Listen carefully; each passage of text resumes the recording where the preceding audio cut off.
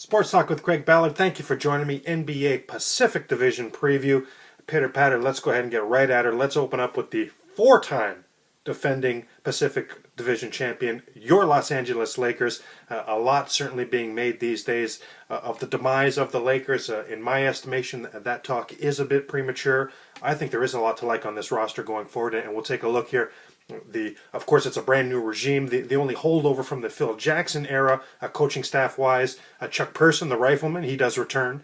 He'll be part of Mike Brown, the new head coach. Mike Brown, a defensive-minded coach, and we know Kobe wanted to address three things with the new coach. He wanted the new coach to be all about defense and defense and defense. Those are his three criteria. We know Kobe is a firm believer, and rightfully so, of course, that for the Lakers to get back to where they believe they belong, beasts in the Western Conference, and on a legitimate scale, on a legitimate level to be NBA champions, then they know that they have to bring the defense back to championship level.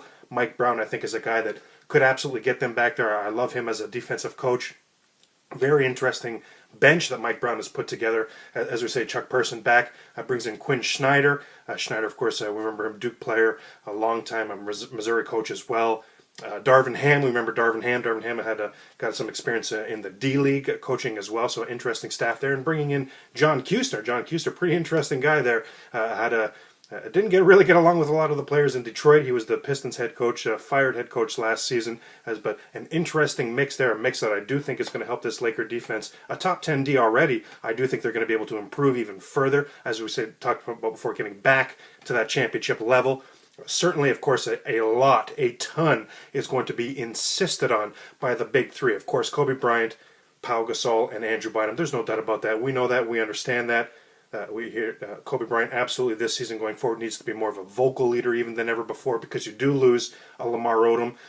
Derek Fisher, of course, needs to step up and be able to fill some of that void as well. But when you look at that, the Lakers are in very good hands there. Those are capable veterans, Bynum and Gasol. Gasol, we know, needs to get back to where he was a couple years ago with that edge, with that physicality, and that play down low. And Andrew Bynum, we know the sky's the limit for this guy, but what's his annual question? Will he remain healthy? Of course, we know that. We understand that. We will be watching them, as we say, a ton insisted on by these three players.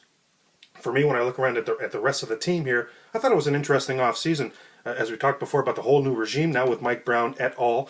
Going forward. But how about bringing in a Jason Kapono, a guy that they certainly hope can help spread the floor. They bring in a Josh McRoberts from Indiana, and Josh McRoberts, a dynamic scorer as well.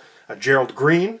Remember Gerald Green, extremely athletic, returns from overseas. He could be interesting. And definitely guys like Derek Character and Devin Ebanks, second-year players, are going to be asked a lot more responsibility of going forward, of course. A Craig's key on this team for me is going to be absolutely a guy like Steve Blake. You talk about Mike Brown, the brand new head coach. Well, a lot is going to be asked of the point guards in Mike Brown's system, and I think we would all agree here the Lakers' point guard scenario is at least has the potential to be underwhelming. Derek Fisher aging. We know what a champion, what a veteran this guy has been, but there's no doubt that Derek Fisher is aging. And Steve Blake, were we underwhelmed with Steve Blake's initial go-around with the Lakers last year? I think we certainly would. He has to step it up. In particular, I'm looking for the three ball from Steve Blake. Has to take it to a whole new level. And the last Craig's key we'll talk about with this Laker team, certainly going to talk about, just real quick, of course, Matt Barnes needs to be better than he was year one as well. But the last Craig's key we'll talk about here, Meta World Peace, a.k.a. or formerly known, of course, as Ron Artest. Ron Artest, this guy, 12-year veteran, folks, and we know what a dynamic scorer he has been in the past. Really stifled offensively under Phil Jackson's triangle offense. Really just not suited to his game at all. Last year, in fact, the only time in his 12-year career that Ron Artest held as a single-digit scorer, folks. Only time in his career.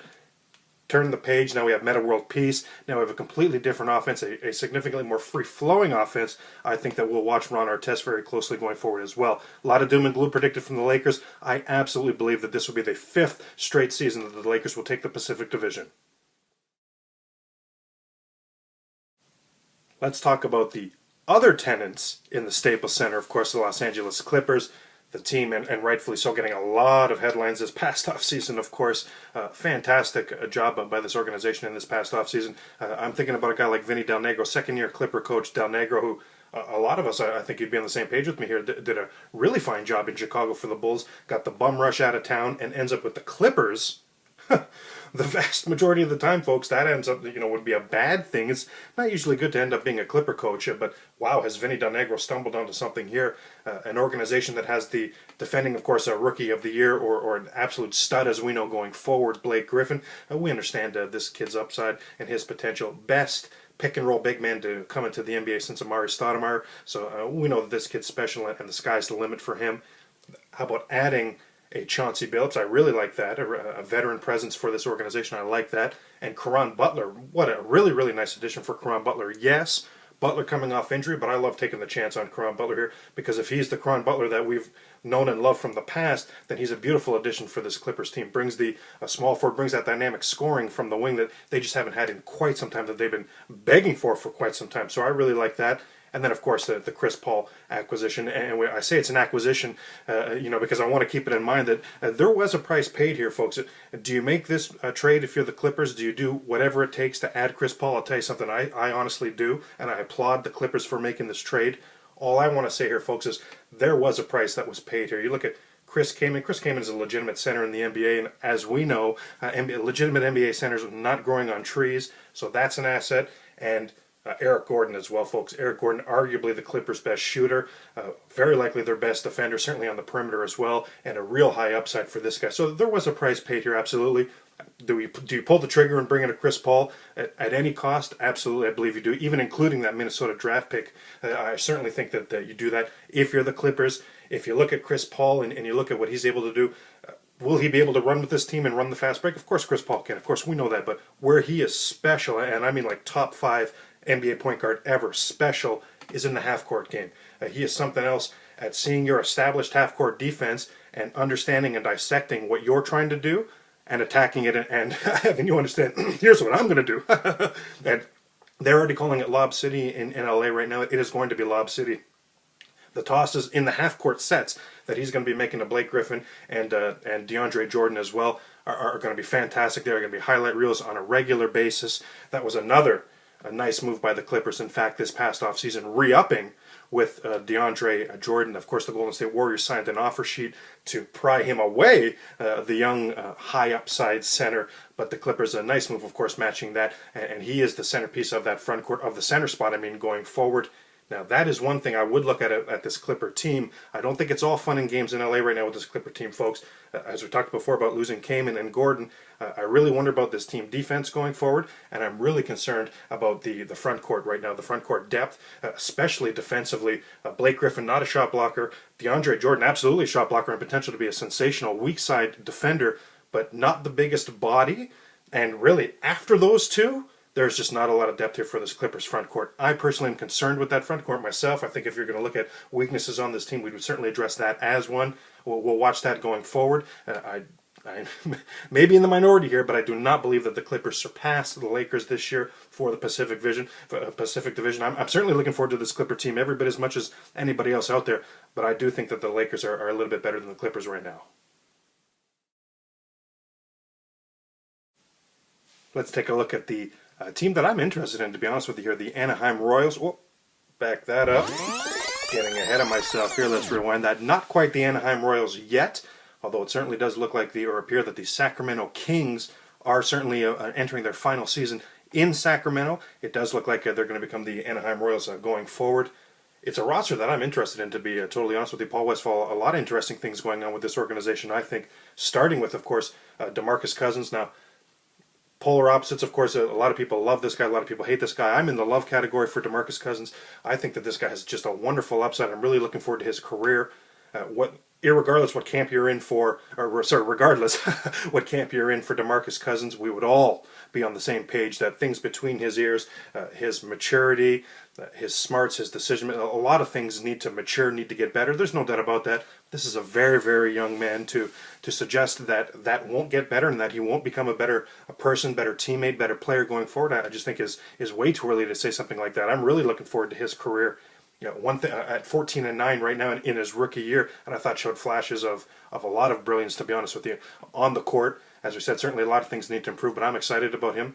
They bring in J.J. Hickson. Now that's a pretty dynamic front court now or pretty interesting front court, at least for the Sacramento team. The Kings last year, top 5 in rebounds, and to add a J.J. Hickson, that's an interesting front court for me.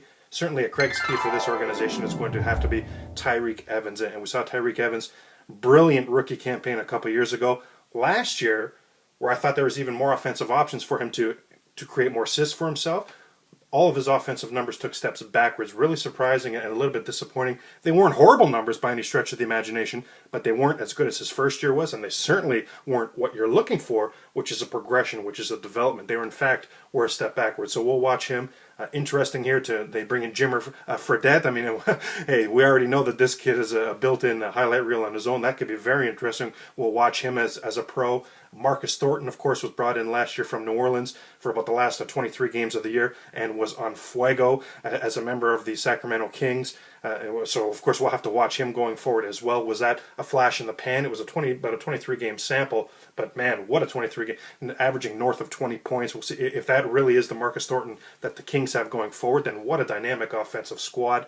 And a Craig's key, speaking of dynamic offensive squads, Francisco Garcia. Here's a guy certainly needs a return to health. We need to see a full healthy season from Garcia. He's just somebody that, for me, when I think of like the Texas Rangers, for example, Nelson Cruz is a key for me because when he's on, when he's hitting, that extends that lineup. Now you have no holes. It just extends the depth of that offense. And that's how I see a guy like Francisco Garcia. If he's going to perform, if he's going to play to be healthy and play to his potential, then this Sacramento team really has a chance to be spread out on offense and dynamic, have a lot of depth there. I'm actually excited about this Sacramento team going forward. I may be in the minority, of course, as we say, Anaheim Royals, but man, I'm excited about them.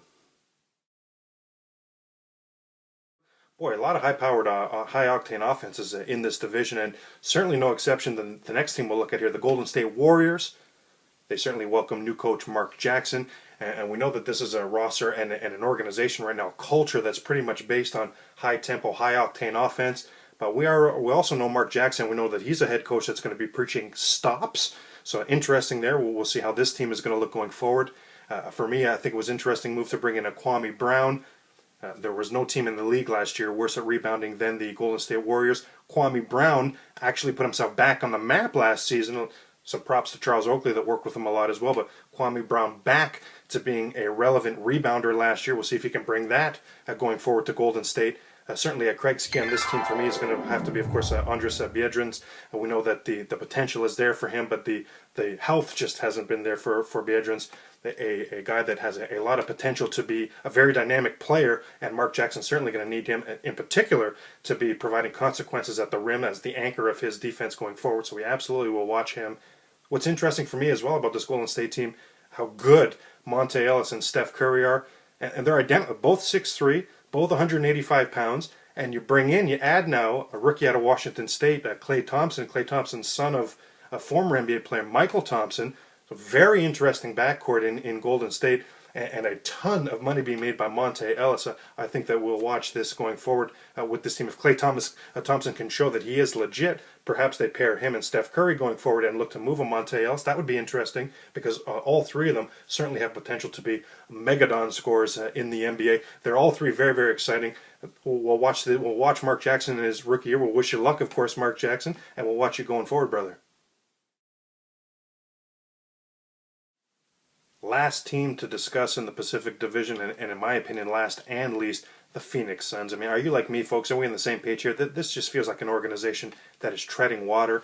I don't see a lot of improvements from this organization. This is a four-time defending second place in the Pacific Division. Could they finish first in the Pacific Division this year? Significantly doubt it. Could they have a fifth straight second-place finish? Folks, I significantly doubt it. I think that this might be one of the worst teams in the division. You're looking at certainly a three-ball bombing team. We know the style they want to play. We know the fast tempo they want to play, absolutely. And bringing Shannon Brown, a very interesting running mate for Steve Nash. But there it is, Steve Nash right there. Steve Nash and Grant Hill, the only two players on this roster north of 30, and they're both well north of 30. I have to wonder, and I'm sure you do too, are they trade bait? We would assume that they are. We would assume that there is a market for either one of these two services. Veterans like this going forward for teams like Miami, like maybe even the Lakers, Dallas, teams going forward who have championship aspirations. Of course there's going to be a market for these players. Will Phoenix move these players? That's the only drama that I see out in the desert this year. I am not optimistic about this Suns team, folks. NBA, Pacific Division preview. Thank you so much for joining me. Sports Talk with Craig Ballard. Atlantic Division preview already up. The next, all the division previews en route as well. Thank you for joining me. Please check out the other previews as well.